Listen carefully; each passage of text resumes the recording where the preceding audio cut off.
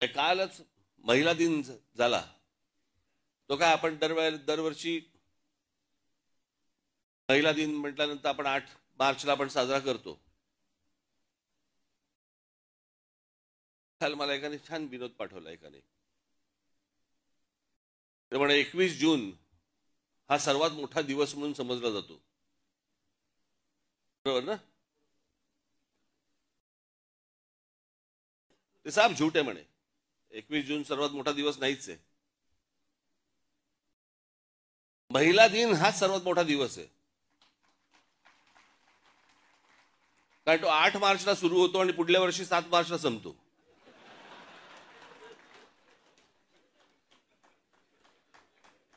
ज्याची लग्न झाली असेल प्रत्येकाला हे कळत असेल मी काय म्हणतोय ते.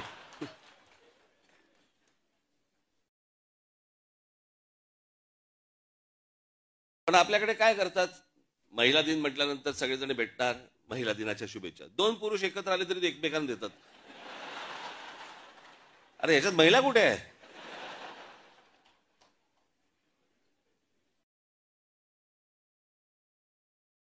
पाचचा पुढचा काही विचार नाही, काही नाही, आपले बस शुभेच्छा.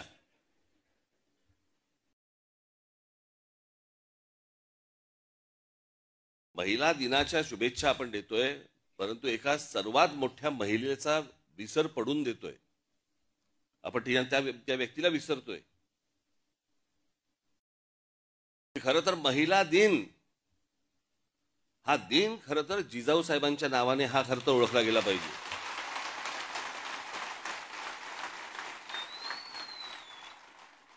लहान असताना वडील कुठेतरी मोगलांकडे चाकरी करतायत हे ज्या मुलीला पाहवलं नाही, लग्न झाल्यानंतर आपला पती कोणाकडे तरी मोगलांकडे आहे हे ज्या मुलीला स्त्रीला पाहवलं नाही, जिने आपल्या पतीला बंड करायला लावलं, तिच्या मनात सुरुवातीपासून स्वराज्य नावाची गोष्ट ज्या महिलेच्या मातेच्या मनामध्ये होती, तिने आपल्या मुलाकडनं ते स्वराज्य घडवून आणलं. परंतु या सगळ्या इतिहासाच्या मागे एका स्त्रीचं मन होतं, एका महिलेचं मन होतं. ते आपण विसरतो. आज महाराष्ट्रामध्ये इतक्या महिला होऊन गेल्या. महाराष्ट्रात म्हणजे देशामधली पहिली डॉक्टर महिला डॉक्टर झाली त्या महिला जोशी, आनंदीबाई जोशी. आपण विचार करतो का महिलांचा? इतक्या महिलांचं योगदान आहे. आणि खास करून महाराष्ट्रातनं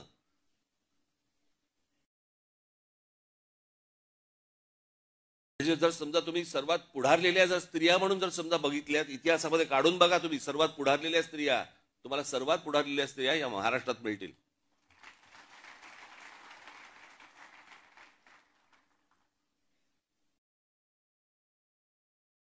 नुसत्या कसल्या शुभेच्छा देतोय आपण? त्यातनं आपण काही घेणार आहोत का? आपण काही त्यातनं विचार करणार आहोत का?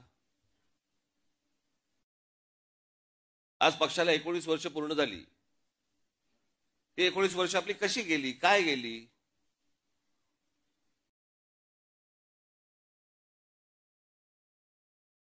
आज असंख्य पक्षांना मी जे बोलतोय त्याला दृष्ट न लागू, पण असंख्य पक्षांना हा प्रश्न पडलेला आहे, अरे ह्यांचे आमदार येऊन गेले, ह्यांचे खासदारकीला एवढी मतं मिळाली, नंतर ह्यांना इतके पराभव झाले, खासदारकीला पराभव झाले, आमदारकीला पराभव झाले, तरी या पक्षामधली माणसं सगळी एकत्र कशी काय राहतात?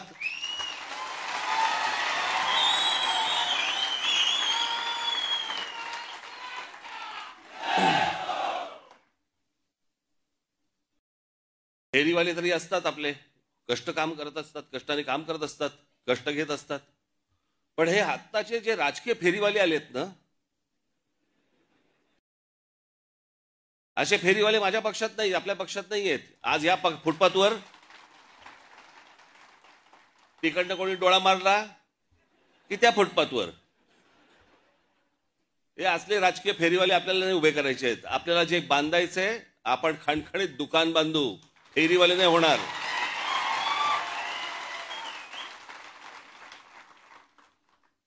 पण या सगळ्या गोष्टींसाठी म्हणून एक पक्ष, संघटना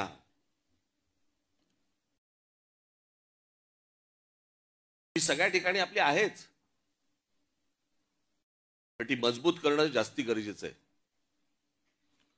कालपर्यंत माझा जो गटाध्यक्ष आहे, इथपर्यंत त्याला त्याच्या घरच्यांना पण वाटलं पाहिजे की नाही, माझ्या मुलाची काळजी घेतायत, त्याच्याशी कोणतरी बोलतायत. आणि म्हणून पुढच्या 2 दिवसामध्ये त्याला एक आत्ता आकार दिलेला आहे मी. थोडंसं मी त्याचं एक गोष्ट लिहून आणली होती, पण ती काही आखी नाहीये. हे इथे सगळे जेवढे बसलेले आहेत व्यासपीठावरती, माझ्या सकट प्रत्येकाचं काम काय, तुमच्या सकट खाली आपल्या महाराष्ट्र सैनिकासकट प्रत्येकाचं काम काय असणार, आणि ते दर 15 दिवसाला तपासलं जाणार.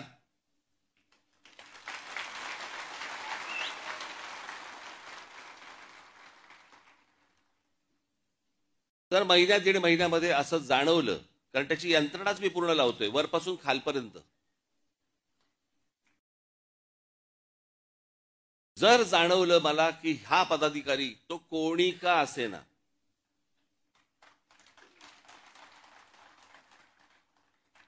जर मला त्याच्यामध्ये काम चुकारपणा जर समजा दिसला,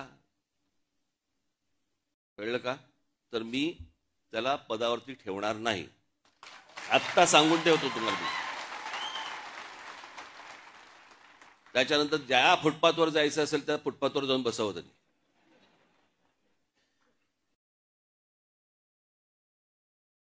परंतु ती गोष्ट याच्या पुढे ती होणार नाही.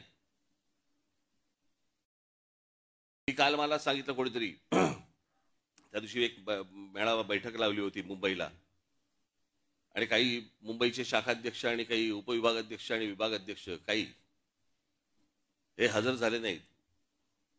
म्हणजे हजर झाले नाहीत, त्यांची हजेरी घेतली. आणि मग प्रत्येकाला विचारलं, काय काय कारण, एक एक घरचे हे आजारी होते, ते होतं काहीतरी बघ. त्यातल्या 5-6 जणांनी सांगितलं, साहेब कुंभला गेलो होतो. गधड्यानो करता कशाला पाप.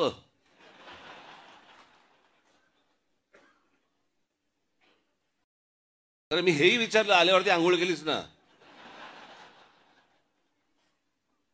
ते आमच्या बाळा नांदगाव इथे त्या ह्याच्यातनं घेऊन आले, काय ते छोट्याशा कमंडलू मधनं पाणी घेऊन आले. म्हटलं हड, म्हटलं मी नाही पिणार.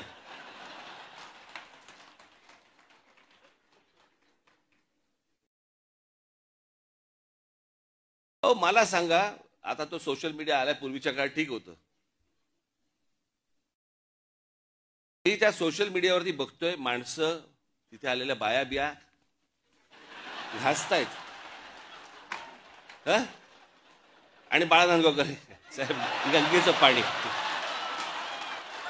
कोण पिईल ते पाणी. चला आत्ताच करोना गेलाय, कोणाला त्याच्याशी काही देणं घेणं नाही. 2 वर्ष झाले तोंडाला फडकी बांधून फिरले, आणि तिकडे जाऊन जाऊन आंघोळ करतायत.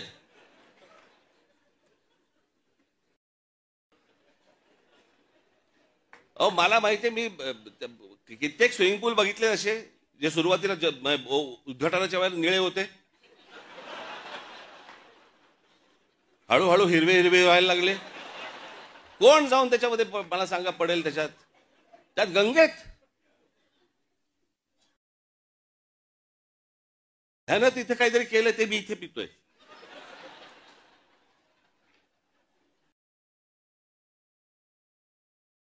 श्रद्धेला पण काय अर्थ आहे की नाही. एक नदी या देशामधली स्वच्छ नाहीये, एक नदी. आणि आम्ही काय नदीला माता. प्रदेशामध्ये आम्ही अनेकदा जातो, त्यावेळेला बघतो तिकडच्या नद्या स्वच्छ नद्या. ते काय तिकडे माता बिता म्हणत नाहीत, तरी नद्या स्वच्छ. आमच्याकडे सगळं पोल्युशनचं पाणी आतमध्ये, कोणी आंघोळ करतायत, कोणी कपडे धुतायत, काय वाटेल ते चालू आहे. राजीव गांधी असल्यापासून ऐकतोय मी गंगा साफ होणार.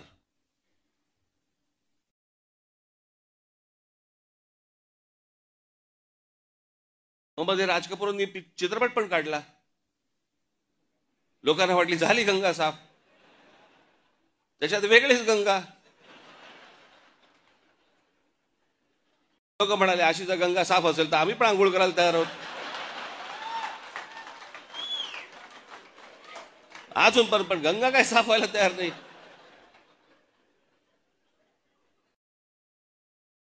या सगळ्या श्रद्धा अंधश्रद्धेतनं बाहेर या जरा सगळ्यातनं. डोकी हलवा नीट.